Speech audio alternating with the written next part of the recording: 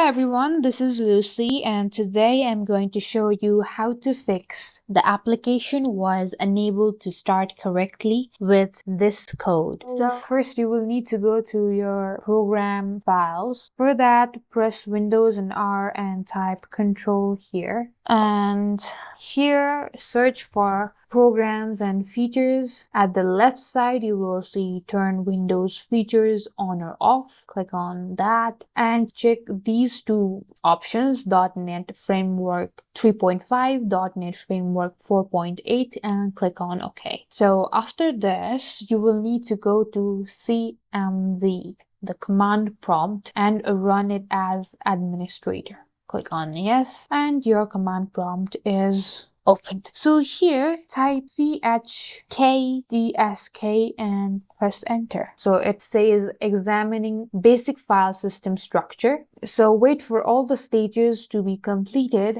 and you will see this in your screen.